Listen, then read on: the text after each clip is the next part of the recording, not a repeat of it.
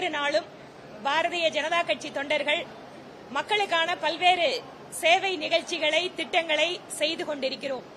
அந்த வகையிலே கோவை தெற்கு சட்டமன்ற தொகுதியில் இன்று நலம் என்கின்ற மருத்துவ முகாம் 43வது முகாமாக இப்போது நடந்து கொண்டிருக்கிறது. இதுவரைக்கும் கோவை தெற்கு தொகுதியில இந்த நல முகாம்கள் நடக்கின்ற பொழுது அருகில் இருக்கக்கூடிய மாநகராட்சி பள்ளிகள், சமூக நலக்கூடங்களில் எங்களுடைய மருத்துவ முகாமை நடத்துவதற்கு மாநகராட்சியிடம் அனுமதி கேட்டு அதன் வாயிலாக நடத்தி கொண்டிருந்தோம். ஆனால் கடந்த 2 மாத காலமாக எங்களுடைய இந்த மருத்துவ முகாம் நடத்துவதற்கு மாநகராட்சியினுடைய இடமோ பள்ளியோ கொடுக்கப்படுவது இல்லை. நாங்கள் அனுமதி கேட்டால் கூட அனுமதி அவர்கள் கொடுப்பதில்லை. வேண்டுமென்றே காலதாமதம் செய்கிறார்கள். எங்களுடைய பொறுப்பாளர்கள் மாநகராட்சி அலுவலகத்திற்கு சென்று நடந்து சலிக்கிறார்கள். அதற்கு பின்பாக வேறு வழி இல்லாமல் இந்த மாதிரி தனியார் இடத்துக்கு நாங்க வாடகை கொடுத்து கேம்ப நடத்த வேண்டியதா இருக்கு. இன்னொரு காரணம் சொல்றாங்க, அரசாங்கமே மருத்துவ முகாம் நடக்கிறதால நாங்க உங்களுக்கு கொடுக்க முடியாதுன்னு. ஒவ்வொரு மருத்துவ முகாம்ல, எங்களோட மருத்துவ முகாம்ல நூற்றுக்கணக்கான மக்கள் பலன் பெற்றுக் கொண்டிருக்கிறார்கள்.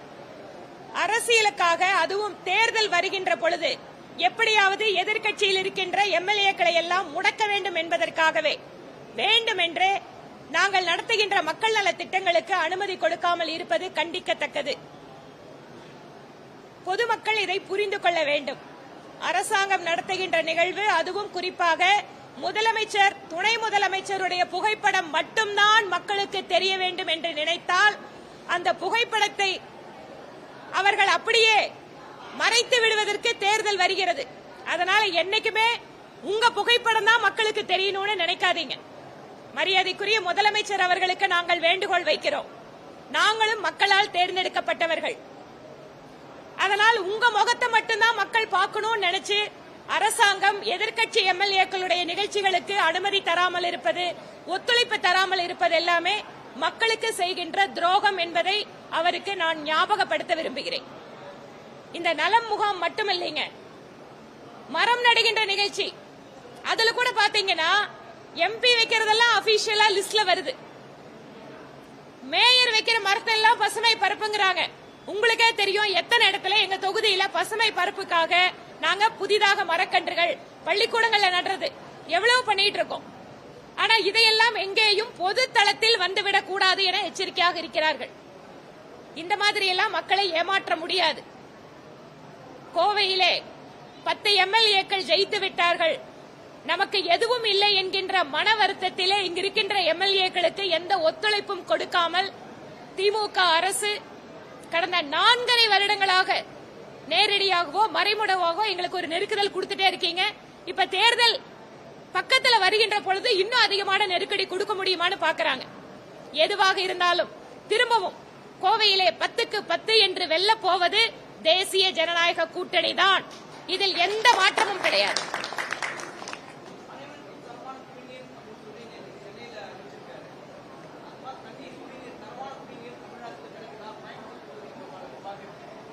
கோயம்புத்தூர்ல நீங்க எல்லாருமே அரசாங்கத்துல வந்து நம்ம டேப்ல தானே தண்ணி எடுக்கிறோம், நீங்க பாக்குறீங்க.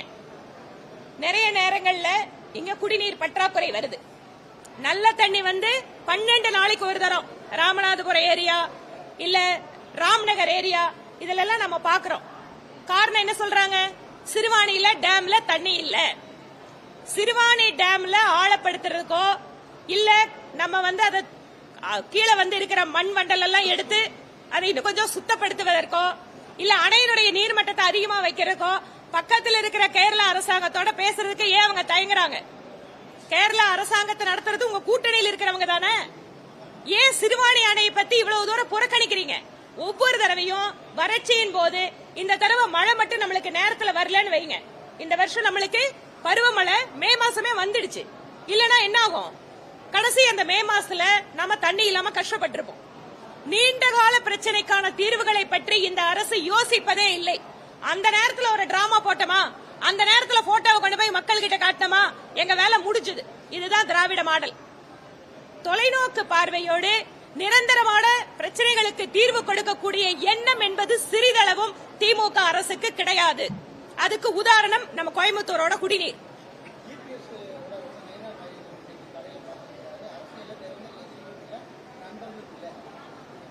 உண்மைதானே?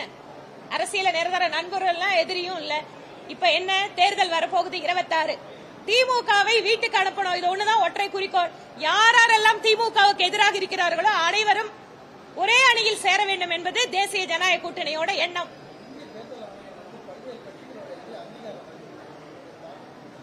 இந்திய தேர்தல் ஆணையத்தில் ஒரு அரசியல் கட்சியாக பதிவு பெற்றதற்கு பின்பாக அவங்களோட விதிமுறைகளின்படி கட்சியை நடத்துகிறார்களா?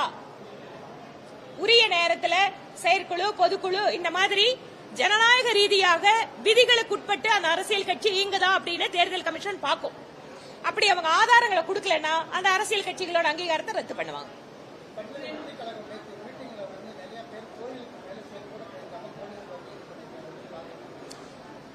தமிழக வெற்றி கழகத்தோட தலைவர் அவரு புதிதாக அரசியலுக்கு வந்திருக்கிறார். அரசியலுக்கு யார் வேண்டுமானாலும் வரலாம். மக்களுக்கு சேவையாற்றுகின்ற உயர்ந்த எண்ணம் இருக்கின்ற அத்தனை பேரும் அரசியலுக்கு வர வேண்டும் என்பதுதான் எங்களோட நோக்கம். ஆனால் வருகின்ற பொழுது உங்களுடைய கூட்டத்திற்காக அல்லது உங்களுடைய ரசிகத்தன்மைக்காக இந்த சமூகத்திலே ஒரு நியதிகள் அப்படின்னு இருக்கு. எதுக்கு மரியாதை கொடுக்கணும், எது புனித தன்மை அப்படிங்கறதெல்லாம் அதையும் சேர்ந்து அந்த ரசிகர்களை தொண்டர்களாக சரியாக மாற்றாவிட்டால் உங்களுக்கு எந்த பலனும் கிடைக்க போறதில்லை. அதனால் பஸ்ல ஏறி இல்ல இந்த பிரச்சனை உறுதியாக முழுமையாக தெரிந்து கொள்ளாமல் ஏதோ ஒரு வசனத்தை பேசுவது, அதன் வாயிலாக ஒரு கூட்டத்தை கூட்டுவது என்று இருந்தால் இது ஒரு பபிள் மாதிரி ஆயிரும். அதனால திரு விஜய் அவர்கள் ஒன்று பேசுகின்ற விஷயத்தை பற்றி முழுமையாக படித்து தெரிந்து விட்டு பேச வேண்டும். குறிப்பா நேற்று மீனவர் பிரச்சனை பேசியிருக்காரு. அவர் கேட்கறது 2011 போராடுங்கிறது சரி. 2011 காங்கிரஸ் ஆட்சி இருந்தது, அதனால நீங்க போராடுனீங்க. 14க்கு பின்னால மீனவருக்காக போராடுகின்ற சூழல் உங்களுக்கு வந்துதா? வரல. அப்படி இருக்கின்ற பொழுது இந்த பாசிசம், பாஜக இதையெல்லாம் வசனம்லாம் நல்லா தான் இருக்கு. ஆனா உண்மையிலிருந்து ரொம்ப தூரம் தள்ளி இருக்குதுன்னு சொன்னா அதுக்கு வேல்யூ வராதுங்க.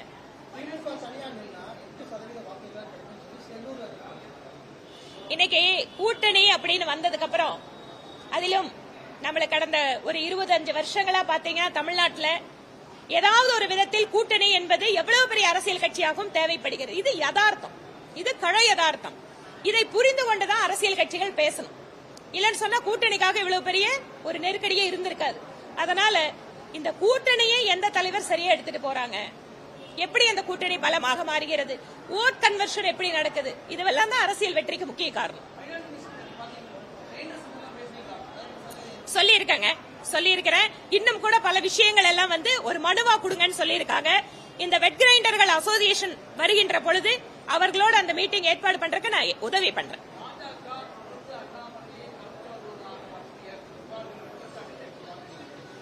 தவிர்க்கிறமா?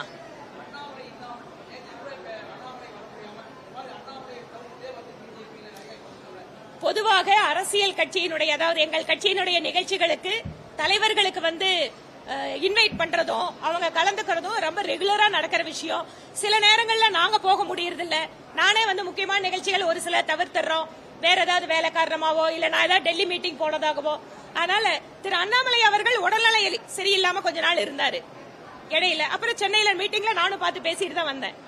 நேத்து நிகழ்ச்சிக்கு கேட்டோம், இந்த மாதிரி எல்லா தலைவர்களுக்கும் அழைப்பு விட்டுருக்கான்னு கேட்டோம். மாவட்டத்தில் இருந்தா நிகழ்ச்சி ஆர்கனைஸ் பண்ணியிருந்தாங்க. அவங்க எல்லாத்துக்கும் அழைப்பு விட்டுருக்கிறதா தான் சொன்னாங்க.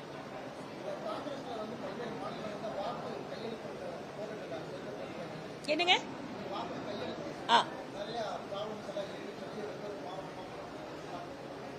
வாக்குக்கு காங்கிரஸா? அதாவது காங்கிரஸ் ஆட்சியில் இருந்த போது கூட வாக்காளர் பட்டியலை சரிபார்த்தல் அப்படிங்கறது வழக்கமாக தேர்தல் கமிஷன் செய்யும். இது வழக்கமான நடைமுறை. ஒவ்வொரு தேர்தலின் போதும் இப்பதான் தேர்தல் கமிஷன் புதுசா வாக்காளர் பட்டியல் பாக்குறாங்களா? இல்ல, ஒவ்வொரு தடவையும் நம்ம பார்த்துட்டே இருப்போம். தேர்தல் கமிஷன் பார்த்துட்டே இருக்கும், ரிவைஸ் பண்ணிட்டே இருக்கும்.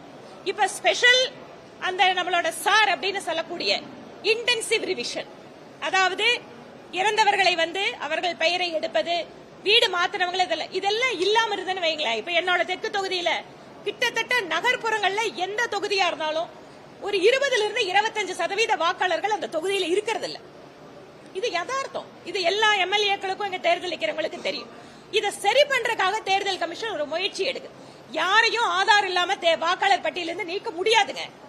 அப்படி இருந்ததுன்னு சொன்னா நீங்க நேரடியா என்னோட பேர் விட்டு போச்சுன்னு தேர்தல் கமிஷனுக்கு ஆன்லைன்ல நீங்க கொடுக்கலாம், அல்லது அதிகாரப்பூர்வமாக அரசியல் கட்சி முகவர்கள் பூத் ஏஜென்ட் ரெப்ரசென்ட் பண்ணலாம். எல்லாம் வாய்ப்பு இருக்கு. ராகுல் காந்தி அவர்களுக்கு இன்னைக்கு மோடி அரசாங்கத்தை பத்தி எடுக்கிறதுக்கு வேற எந்த விஷயம் கிடையாது.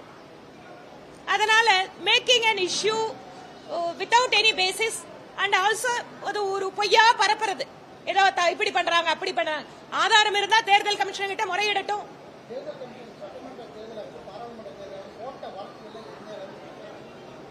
தேர்தல் கமிஷன் போட்ட வழக்கு எங்க இருக்குன்னா என்ன கேட்ட எனக்கு என்ன தெரியும், தேர்தல் கமிஷன்ல கேளுங்க. எனக்கு அதை பத்தி நான் என்கிட்ட டேட்டா இல்லைங்க. தேர்தல் கமிஷன் எத்தனை வழக்கு போட்டாங்க, எத்தனை வழக்கு நிலுவைன்னு எனக்கு தெரியாது. அது தேர்தல் கமிஷன் அதிகாரி தான் சொல்லணும்.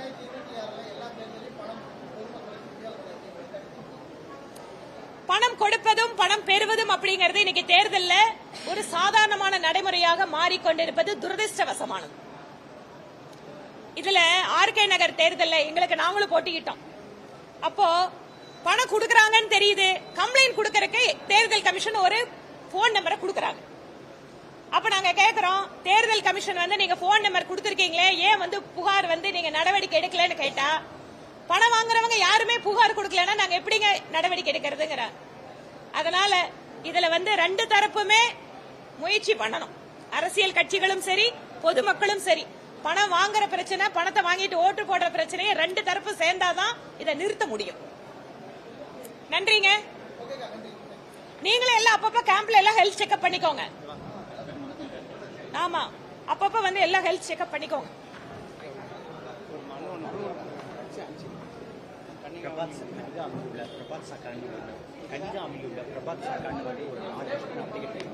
ஆனா அதுக்கு தண்ணி கிடையாது, கரண்ட் வசதியும் கொடுக்க மாட்டேங்குது. ஆமா.